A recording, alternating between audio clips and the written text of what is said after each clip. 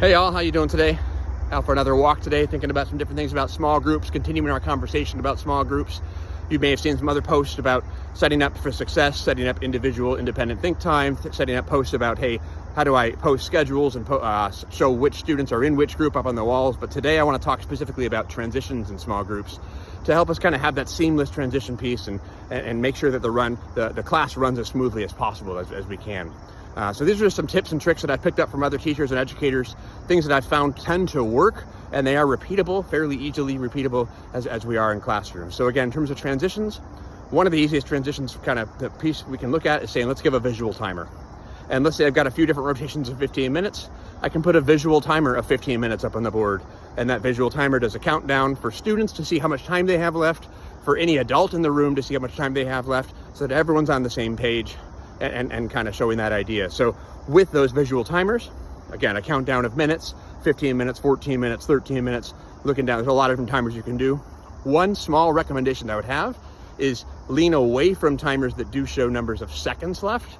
Because one thing we have found with timers is when we get down to that 1 minute left, if we get down to seconds, a lot of students tend to kind of do a countdown, almost like a space shuttle liftoff or something. And they get to 10, 9, 8, 7, and they start chanting back and forth. And that's kind of the opposite of what I want to happen. I want to kind of have some control and procedures, kids kind of moving along here.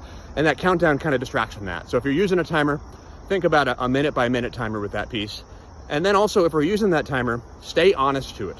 If the timer goes off, stop your small group, your teacher-led small group. Make sure everyone moves so that we're all kind of making sure and honoring that time so that we get a chance to meet with every group we wanted to. So that, again, that timer piece is one that's really good for transitions, really for everyone, including you or other adults in the room too. Another kind of weird thing that we've kind of noticed, and again, it's not really in any teacher book we're looking at, but just something we've noticed as we're looking at small groups. Small groups tend to run a little bit smoother, a little bit better volume, if there's a little bit of music playing in the background.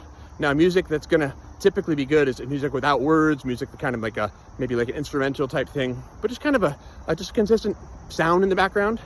If we don't have that, students tend to kind of raise and lower their voices a little bit differently because they just don't have that background noise. So that sound music in the background might be a helpful tool. I've even worked with a few different teachers who have a certain song they use for every 15-minute small group rotation, or for every 45-second cleanup rotation, they always have that same song they use. And that might work for you too. That's something you can think about there too. Otherwise, in terms of transitions from groups to groups, once that timer does go off, I'm gonna recommend that as groups are kind of stationed, maybe one group's in one corner, another group's in another corner, one group's in the middle, but kind of have them all rotate in the same order. I like clockwise, but whatever works for you, but have them all rotate so that there's not like a cluster of students all moving around. They just move from station to station throughout the period, and they know where they're going next. And on that note, in terms of transitions, it can be helpful after the teacher table, maybe your little kiddie table, you got some work there. After that, make the next station be a group work activity. And the reason I say that is because if you set it up that way, in the last 2 to 3 minutes of your teacher table, you can stop your teacher table instruction and saying, hey, in the next activity, you're gonna work in small groups or pairs. And here's the directions you'll have. Let me just make sure everybody understands the directions. Good, now you can go ahead, and when you transition, now you know the directions. I reminded them all of the directions so they're ready to go. Again, I like to have that directly after the teacher table because it, again, shows everyone, hey, what's partner A and partner B gonna do? Because honestly, a lot of people use stations, like one of the stations, independent work. There's not a lot I need to show for students for that piece. They just do the independent work. Or maybe they're doing some online work. Again, there's not a lot I need to do for that other than monitor outside of those small groups.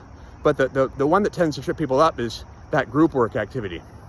So make that group work activity the one directly after your teacher table to kind of make sure that everyone in the room knows what to do. So those are some things you might want to think about when we're doing small groups. Again, a timer, minute timer is what we found, some kind of visual timer. Music can be really helpful. Rotations, again, continue, like try and make a clockwise or whatever works for you, just so that kids aren't all crossing each other. And then thinking about, okay, what's the order of the stations I'm gonna have to make it the most productive for everyone. So if those work, let me know. If they don't work, let me know also. I always like to kind of learn, kind of see what works in different states and different classrooms too. Have a great day, all.